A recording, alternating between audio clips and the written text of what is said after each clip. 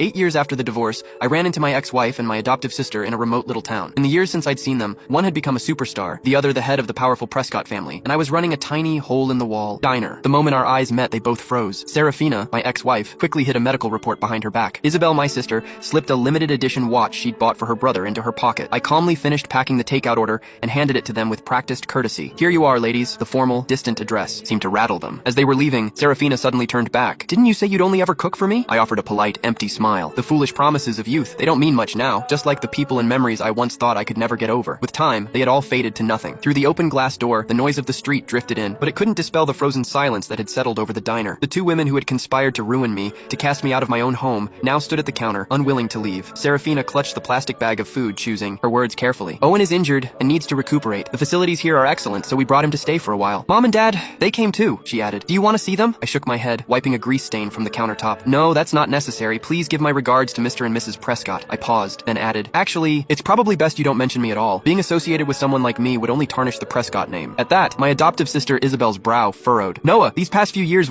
Noah!" A young woman with streaks of red in her hair bounced into the diner, instantly latching onto my arm like a koala. "I'm starving!" The school cafeteria food was literal poison today, I chuckled, ruffling her hair. "You say that every day, Gigi. There's a plate of your favorite shrimp scampi in the kitchen. I just made it. Go get it yourself." Gigi just hugged my arm tighter, whining, "No, you have to eat with me." Noticing that my other two visitors still hadn't left, my smile faded. "Is there anything else I can get for you ladies?" The message was clear, but it took them a long moment to shake their heads. Serafina seemed to drift off for a second when she heard shrimp scampi. Isabel stared at Gigi, clinging to my arm, her lips parting as if to speak, but no words came out. I led Gigi into the back, the curtain falling behind us and cutting off their view. When I came out again, they were gone. "Hey," Gigi said around a mouthful of shrimp, "did you know them? They weren't here to cause trouble, were they? I've seen them on TV. One's a huge celebrity. The other runs the Prescott Corporation. They're kind of a big deal." I placed another shrimp in her bowl. "Just regular customers," I said with a light laugh. "If I knew people like that, do you think I'd be running this little diner? I'd have moved us all into a mansion by now." Gigi giggled, then leaned in conspiratorially. "I heard that Superstar's husband is the one who's sick. The whole family came all the way out here just to take care of him. Must be nice having that many people who care about you."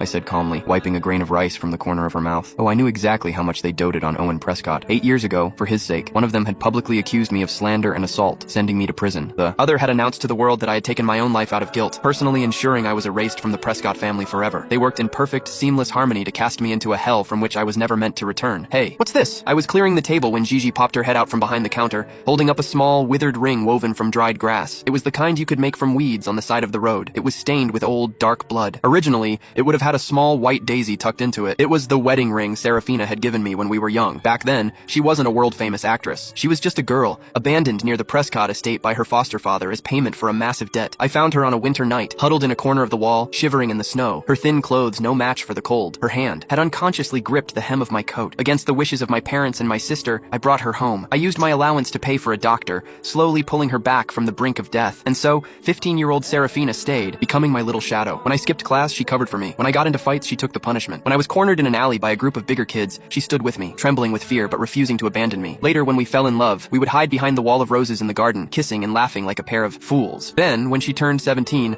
a famous talent scout came to the house, begging her to become an actress. "Noah, wait for me," she promised, kissing my face over and over. "I know I'm not good enough for you now, but when I'm a star, a household name, I'll be able to stand beside you as your wife. I will make it. You're the only person I ever want to marry." I knew I couldn't change her mind, so I cooked her a feast of all her favorite foods as a farewell. As she was leaving, she slipped the grass ring onto my finger. "One day, Noah, I'll give you the biggest, most beautiful wedding ring in the world." My parents and sister never liked her, but they didn't want to see me unhappy. They used the family's connections to pave her way in the industry. Within 2 years, Serafina was everywhere. I watched her on TV as she became the youngest actress to ever win the grand jury prize. The day she was set to return, my hands were shaking with excitement. But that was the same day the truth about my birth came out. I wasn't a Prescott. I was the son of a pair of day laborers, switched at birth with the true heir by someone who had slipped past the nurses. The day the real son, Owen Prescott, was brought to the estate, my adoptive mother held my hand. "Even with Owen here, you will always be a son of this family." My sister ruffled my hair, her smile unchanged. "What's one more person? The Prescotts aren't so poor we can't afford to feed another mouth." Serafina even canceled a shoot and flew back overnight. She held me tight and swore, "I can protect you now. Even if the Prescotts don't want you, I will." The knot of fear in my chest slowly loosened. Out of guilt, I started putting Owen first in everything. I helped him with his studies, taught him etiquette, let him have first choice of everything. Terrified he would feel out of place. He in turn followed me everywhere, calling me brother. I was truly happy then. I thought I was the luckiest person in the world, blessed with such a wonderful family and a love like ours. Eventually, Owen started tagging along on my dates with Serafina. At first, she complained about the third wheel. Owen would fire back that he was just making sure her intentions were pure. I mediated between them and they reached a tense truce. Slowly, without me noticing when it started, Serafina began to remember Owen's favorite things, to understand understand his moods, even to remember his birthday, and Owen would casually ask me questions about Serafina's childhood. It all came to a head during a trip to the mountains, when a sudden rock slide sent boulders tumbling down the slope. I watched, frozen, as Serafina grabbed Owen's hand and pulled him to safety. I managed to scramble out of the way, but not before a rock gashed my leg open. In the hospital, she explained through tears, "I'm so sorry, Noah." In that moment, I thought Owen was you. I said nothing, but my heart felt like it had been plunged into ice. Something was spinning horribly out of my control. The day I was discharged, I went home early. I even bought a bouquet of roses on the way, planning to surprise her. But there, under the rose wall in the garden, I saw them, two figures tangled together. Serafina's arms were wrapped around Owen's neck, and she was kissing him with a deep, focused passion. I stood rooted to the spot, feeling as if I'd walked into a nightmare. But the sharp pain of the rose thorns digging into my palm was too real to deny. I charged forward and tore them apart, a shower of rose petals falling around us. I slapped Serafina across the face. She didn't even flinch. But when I turned to Owen, she shoved me hard. I stumbled and fell, my palms scraping against the gravel path. She stood over me, shielding Owen. "He's your brother. What gives you the right to touch him?" she spat. "Look at you, Noah. You're acting like a madman." Owen stepped up beside her, his face a mask of regret. "I'm sorry, brother, but Sarah and I are in love. If we had never been switched, I would have been the one to meet her first." Then he intertwined his fingers with hers, his eyes meeting mine, full of defiance. "I apologize. You can hit me, you can scream at me, but I will not give her up." The last thread of my sanity snapped. I grabbed a rock and threw it at them, screaming every vicious word I could think of. Serafina just pulled Owen further away, her expression one of disgust. "You really need to see a doctor." My parents and sister came running at the sound of the commotion. They saw me, disheveled and covered in dirt, and their brows knitted in disapproval. "Noah, that's enough. Owen is your brother. Can't you just let him have this?" They stood together, a united front, their faces identical masks of cold disdain, and I stood opposite them, looking like a wild animal. In that moment, all the little oddities, all the strange moments from the past few months clicked into place, but I wasn't ready to give up. I found out where Serafina was filming and went to the studio, screaming and demanding answers. She stood at a distance, watching with contempt as her bodyguards pinned me to the ground. "Don't ever come near me again," she said, "and if you spread any more rumors about Owen, you'll regret it." Rage and desperation consumed me. I went to the tabloids. I told them everything. Serafina's affair, Owen knowingly becoming the other man. I plastered the story everywhere I could, determined to ruin them. I wanted the world to know that the beloved actress I had helped create was nothing but a backstabbing traitor. But the Prescott family crushed the story. I fought them, screamed, smashed everything in the house, even threatened to jump from a window. All I got for my efforts was a stinging slap from my sister. "Noah, have you made enough of a scene?" she'd said, her voice dripping with ice. "You stole Owen's life. All of this should have been his from the start. We raised you for 20 years and this is how you repay us? You can't tame a stray." They locked me in the cellar. Days blurred into one another in the pitch black silence, with only a stale, cold piece of bread pushed under the door each day. The darkness was a swamp, slowly drowning me. I don't know how long I was in there before the door finally opened. Serafina stood silhouetted against the light. "Our promise still stands," she said. "I will marry you, Noah." They let me out, and a wedding was hastily arranged. I wasn't naive enough to think it was because they'd had a change of heart. The Prescott family was powerful, but not invincible. My public breakdown, though mostly suppressed, had still made ripples. If Serafina were to marry anyone but me,